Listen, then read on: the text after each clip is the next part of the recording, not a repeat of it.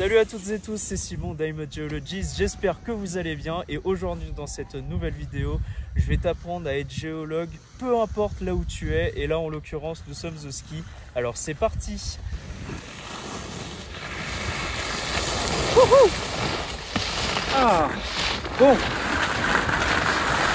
parlons sérieux, après cette petite escapade en ski comme vous avez pu le voir. Alors, on va parler de la géologie de cette région et de cette zone qui est très intéressante.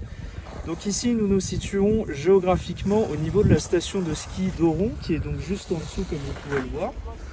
Plus précisément à Saint-Étienne-de-Tinée. Il s'agit d'une région, une zone qui se situe au sud des Alpes et qui géologiquement est très intéressante. Alors, pourquoi est-ce qu'elle est très intéressante? Eh bien, comme vous pouvez l'observer, au niveau de ces montagnes, en fait, nous avons une chaîne de montagnes qui est en fait la chaîne hercynienne. La chaîne hercynienne a permis la formation de la chaîne de montagnes que l'on appelle la chaîne varisque. Nous avons donc ici, comme vous pouvez le voir, un glissement de terrain. Alors, je ne sais pas s'il s'agit de celui de la Clapière, mais en tout cas, il s'agit d'un glissement de terrain assez impressionnant, car toujours actif aujourd'hui. Il a duré un certain temps, il a commencé il y a quelques décennies et est toujours actif.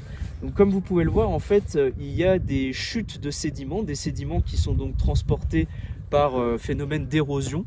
Et donc ces sédiments en fait se retrouvent en bas de la vallée. Alors là on ne le voit pas, mais en tout cas on retrouve les sédiments qui se sont situés en haut de ce glissement de terrain, et bien en bas tout simplement au niveau aval de la vallée.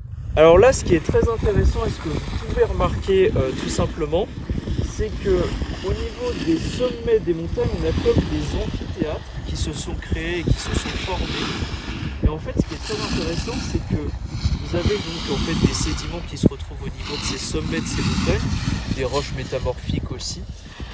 Et ce qui se passe, c'est que quand nous avons l'intervention de facteurs météorologiques tels que la pluie, le vent ou ce genre de choses, et bien en fait ces sédiments et même ces roches vont se faire transporter. Et en fait, vous voyez que cet amphithéâtre rejoint un point bas, un point aval du coup. Et en fait, on voit comme un trait qui vient traverser le paysage. Et en fait, ce trait, c'est ce que l'on appelle un talweg en géologie. Et en fait, ce talweg va réunir tous les sédiments et toutes les roches qui auront été tout simplement altérées et érodées au niveau du sommet de la montagne. Il va y avoir un transport qui va être effectué par des facteurs, notamment l'eau en l'occurrence, ou bien même la neige. La neige et l'eau vont transporter ces sédiments dans ce talweg. Ce talweg va ramener ces sédiments au niveau du bas de la vallée. Et en fait, on peut avoir par la suite encore du transport qui va être effectué au niveau du bas de cette vallée qu'on ne voit pas ici malheureusement, ou bien tout simplement une sédimentation. Et en fait, ce qui est très intéressant, c'est que ça rejoint un principe géologique que nous avons vu sur cette chaîne qui se nomme l'AETS. De retour sur le télésiège. Alors, nouvelle formation géologique très intéressante. On peut voir derrière, alors il y a des arbres qui gênent un petit peu. Ce sont ce qu'on appelle en fait géologiquement des cônes de déjection, des cônes alluviales. Donc en fait, c'est une filtration et la précipitation de sédiments qui s'est faite au cours du temps. Et par la suite, il peut y avoir tout un transport de ces sédiments qui peut se faire au niveau de l'aval, aval de la vallée. Donc là on est au niveau amont, ce que vient de vous filmer mon caméraman. Là on est vraiment en amont, et à l'inverse, quand vous êtes tout en bas d'une vallée ou d'une chaîne de montagne, en fait ça s'appelle le point aval. Voilà, donc le point le plus bas. Alors je vous avais parlé précédemment du fait que cette région était constituée de roches métamorphiques et sédimentaires. On va voir un petit peu plus en détail ça. Alors au niveau des roches métamorphiques, vous pouvez retrouver ce que j'appelle le GAM, c'est-à-dire le gneiss, l'amphibolite et les migmatites. Le gneiss, c'est une roche qui a la particularité d'avoir des foliations, c'est-à-dire d'avoir des alternances entre des parties claires et des parties sombres.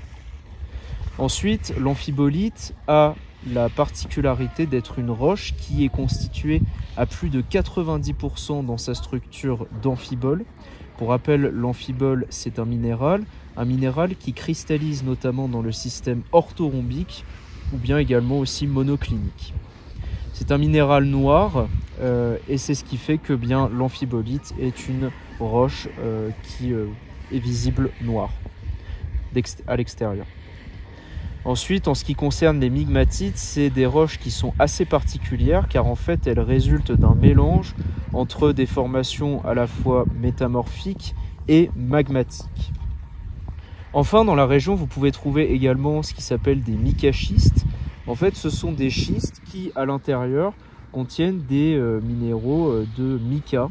Alors, le mica, c'est une famille de minérales dans lesquels on peut retrouver par exemple des minéraux typiques comme la biotite ou bien encore la muscovite. La différence entre les deux réside dans le fait que la biotite est plutôt sombre alors que la muscovite à l'inverse est plutôt claire. Alors petite chose que je voulais rajouter aussi concernant cette région qu'on ne voit pas en face malheureusement, mais il y a en dehors du fait qu'on a vu qu'il y avait un glissement de terrain, ce genre de choses, et bien en fait vous avez aussi des travertins.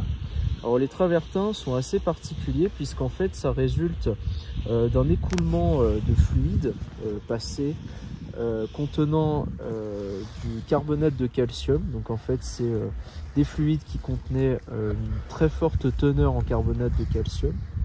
Et ce qui s'est passé, c'est qu'en fait au fur et à mesure, eh bien, ce fluide s'est évaporé au moment où en fait ça s'écoulait. Et donc en fait des dépôts de carbonate de calcium se sont formés et c'est ce qui a créé en fait des stalactites. C'est ce qu'on retrouve d'ailleurs et c'est ce qui est la caractéristique même typique des travertins.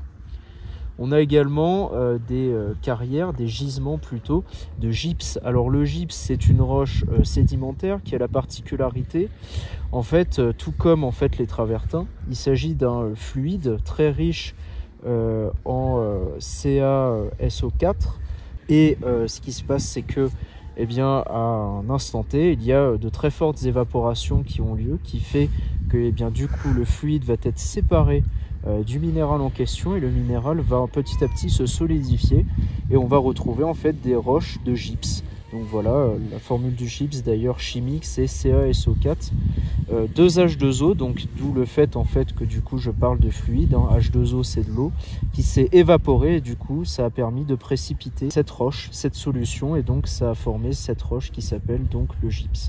Il y a l'anhydrite qui a donc la particularité d'être du CaSO4 dépourvu en eau. En fait finalement on peut passer d'un gypse à de l'anhydrite. Alors je vous remercie d'avoir regardé toutes et tous cette vidéo un petit peu spéciale qui aborde la géologie d'une autre manière, comme quoi vous pouvez être dans n'importe quel paysage et être aussi géologue et être observateur tout simplement de la nature. N'hésite pas à t'abonner à la chaîne, à activer la cloche des notifications pour les prochaines vidéos qui vont apparaître très prochainement sur la chaîne.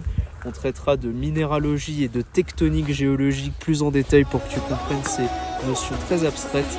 D'ici là, on se retrouve très prochainement pour une prochaine vidéo. Salut!